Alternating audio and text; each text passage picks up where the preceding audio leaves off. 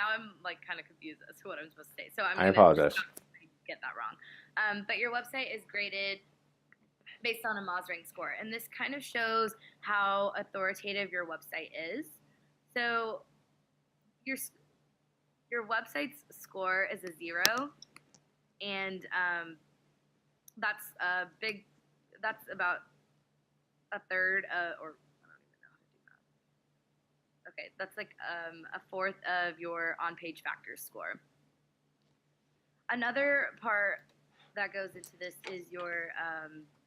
is the standards on your website, and right now your standards are not up to Google's. Sorry, your website standards are not up to Google standards, so that was also given a score of 0. And your website does not have an active blog, which also receives a score out of 0, or a score of 0. So basically, your website doesn't have any on-page factors. Wow, I didn't realize how much I did that. Okay, and the next thing that we score your website on are links. Wait, is a blog really that important from a website? Yeah. Oh, sorry. Your blog is extremely important on your website, because when your website goes a certain amount of time without being updated, it actually pushes your search ranking down. So it's really important to update your blog at least every month, and I would suggest every 2 weeks. Okay. The next thing that we score your local search on is links, and right now your domain authority, which means your whole website has about okay, so I'm gonna stop here. I actually don't know how to explain this section, or at least the first two. I don't know how. Okay. What I'm doing so far is just like going to Moz and just putting in the web address and getting it. Okay. Like I don't even know what it's out of, because like when Moz does the Tanvi. Yeah. Relax. Okay. Think. Now, you said you didn't know what it's out of, so go to your score. See to the right of that. 8.11 out of 100. Mm-hmm. All right, that is specifically what it's out of. It's a logarithmic scale again. So a 20 is not twice as hard to get. It's about 10 times as hard to get as a 10. So here's where the Moz Domain Authority is kind of a more updated version of MozRank. It changes a little bit more. It incorporates more of the complex logarithm that Google uses than MozRank. So why do I care about MozRank? MozRank really will tell us if your site is brown listed or blacklisted, because anytime we see a 0, something funky is going on. Hell, anytime we see anything less than like a 3.5, 3.4, we know something funky is going on with the website. We need to dive down deeper, or at least have that conversation of, I actually don't know what's happening to your website. The research is beyond the scope of this report, and that's perfectly reasonable to say. So your page authority is the domain authority is how good your overall website is. Your page authority is how good that particular page is. Mm-hmm. I know that. I don't understand the scoring. Like, what does a 3 out of 5 mean versus a 1 out of 5? Like, I don't understand. How we assign the scoring. I need to put in notes there. I'd probably put under 10 is probably under 10 is 0. Under 5 is 0. 5 to 20 would be, 5 to 10 would be 1. 10 to 20 would be 2 or 3. I need to think about that. I will put those in the Excel notes, the spreadsheet notes. Okay, so I don't know if I did this right, because when I checked Moz, I put 1 for both because it had a 1. Yeah, we can talk about that. Okay. Yeah, I don't know. You did it fine. As far as I'm concerned, if I was doing the grading, Moz domain authority be 0, the page authority may be 2. Net score, same.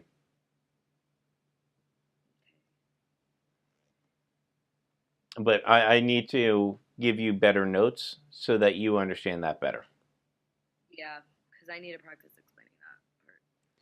Yep, that's totally fine. This is why we're rehearsing this so that you get some practice in real life explaining it.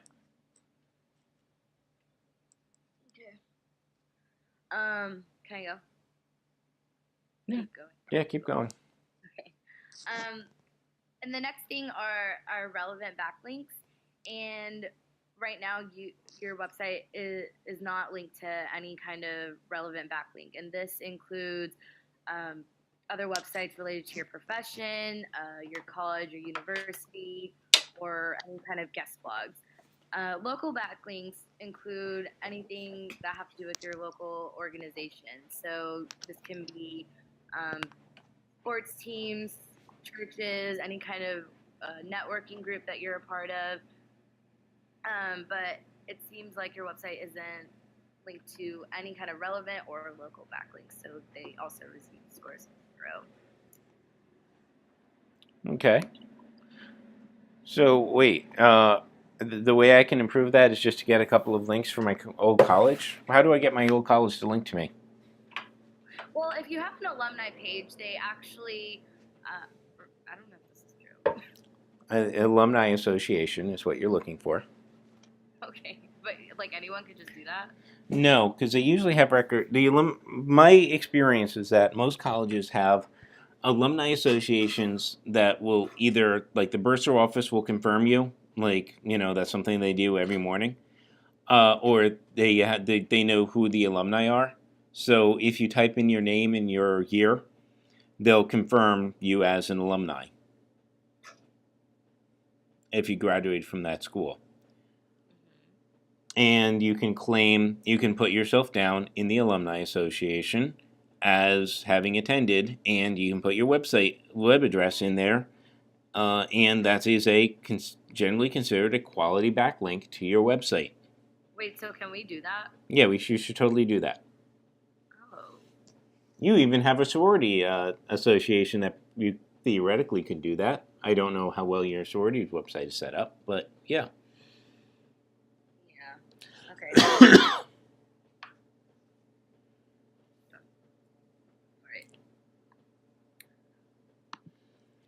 Okay, and then your reviews. Your business currently doesn't have any Google reviews or Yelp reviews, so I would definitely suggest um, asking your clients to give this to you on both Google and Yelp. Which one's better? They're both pretty much the same. I would probably say that Google is a little bit better, but if you can try and get every other review from Google and Yelp, I would think that that's a good way to get both. Okay. Okay, so going down to your What about Facebook reviews? Facebook reviews help for Facebook. Maybe? I don't know. Natasha, you want to help out? Yeah, what was the question again? Oh, what about Facebook reviews? Oh. Well, they matter because a lot of people do read just your Facebook reviews and they pop up really easily. And like if you look on your Facebook, if you've got a bunch of negative reviews, then at the top of your Facebook page you'll have like 1 out of 5 stars because it still rings if it has to do anything with Google rankings. But they do still matter, and but the downside or the plus side for companies on Facebook is like you can delete reviews, which you can do anywhere really if you think about it. But No, you can't. I thought that lady said you could that on that connectivity. Remember she mentioned how if you notice a review isn't accurate or doesn't really depict something and you don't want it on there, you get it taken Oh, off. on Connectivity lets you do that for some of your local listings. So you can cherry pick the reviews that you're showing through Connectivity, Yeah, so like but did not through Google or Yelp. Google and Yelp do not let you affect those. oh, okay. Though they have a spam score Uh-huh. that will suggest where I don't think this is a real review. Oh, okay.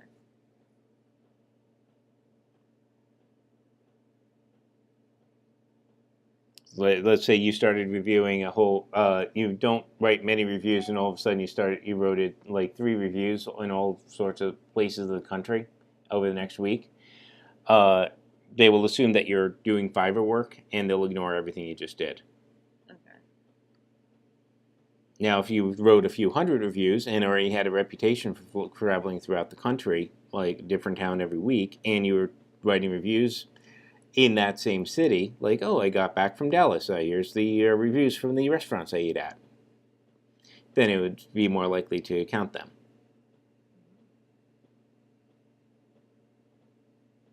Make sense? Mm-hmm. Okay. Okay. So moving on to your social media, your Facebook page currently has 174 likes, and this is a pretty good start. We would recommend increasing this number to about 400 because we recommend having small businesses have 400 Facebook likes on there. Why 400, Tanvi? I don't know. No, okay. Did I ever say 400? Yes. Oh, okay. Wait, is there a reason? No. The reason is you want to get better. That wasn't a. You always want to be better. I would give if they have less than 400, it's a score of 0.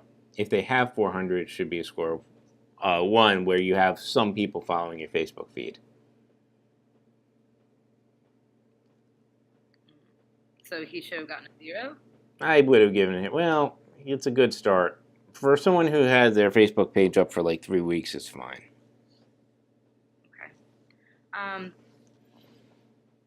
So you currently have 91 Twitter followers, which is a good start, but your content isn't being shared as often, meaning you're not getting as many retweets and interactions as you could be. Mm-hmm. And then your LinkedIn, it's great that you have a LinkedIn page just for Ask Legal and not your personal LinkedIn, because a lot of people don't really know the difference. So I would just start increasing your follower base, because I think right now you have about 6. Okay. So if you notice, your score is out of 90 and not 100, and it's because we can't right now, without your Google Analytics, we can't really account for that other 10% because we aren't seeing what's going on. But your bounce rate is also a part of the local search, and it's the percentage of people that come to your website and leave without doing anything. So this is also a really this also links to the importance of being mobile friendly, because a lot of times people will go to your website on their phone and they'll be like kind of put off by the format of your website, and they'll just click off. And sometimes people will just go to your website and even on their laptop, and they will not find anything useful because you aren't really going into detail about what you do, and they'll click off. So it's really important to have a low bounce rate. You don't want a high one, but we can't score this because we don't have your Google Analytics. Right. Okay. That's fine.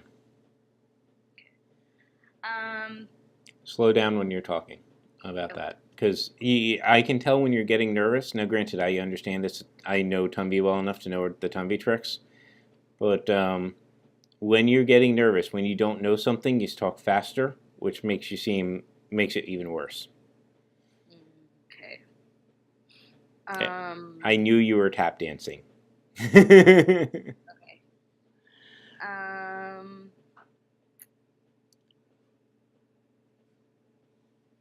So I don't know exactly how to do the unique content. Does this mean, because like I know we use Siteliner or now, Yeah. and it gives me a percentage on the unique content. So like, because before we weren't using it and y'all built this report, so how did y'all score this? Because how did y'all? Is this just if you don't have duplicated content, that means you have unique content?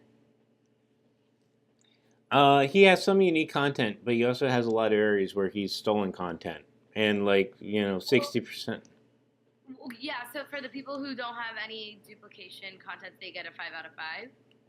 Because like when the Siteliner, when they do it, they score it so that you have duplicated content, you have common content or something like that, where a lot of it's just similar to other people's. It's not exactly word for word, and then you have that unique content, and he had like 20 to 30% of just unique content.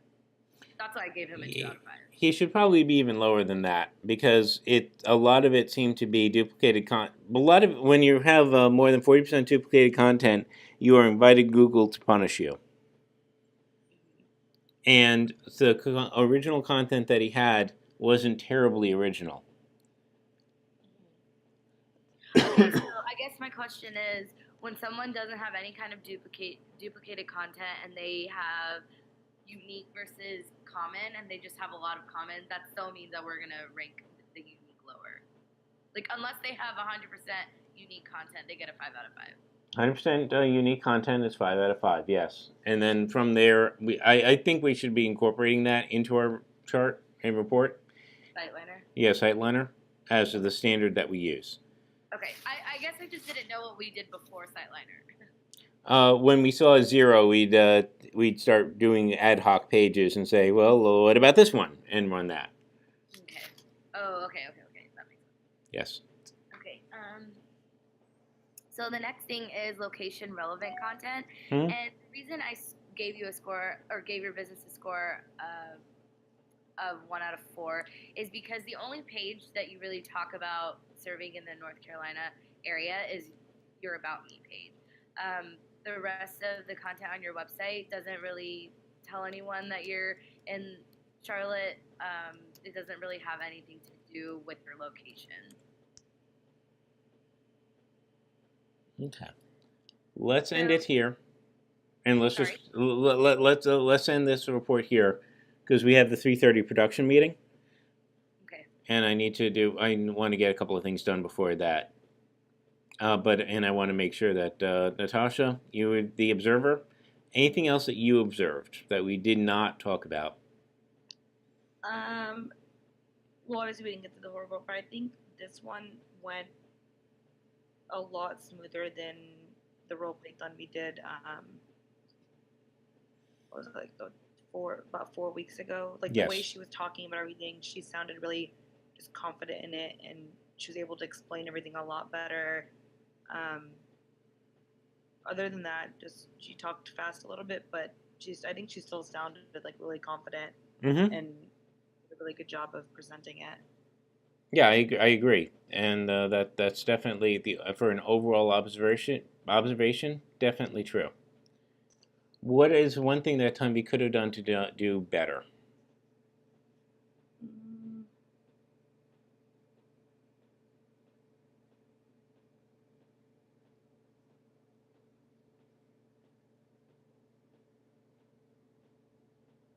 I'm not really sure. Okay. Ooh, I have a short list, which is be careful of the phrasing.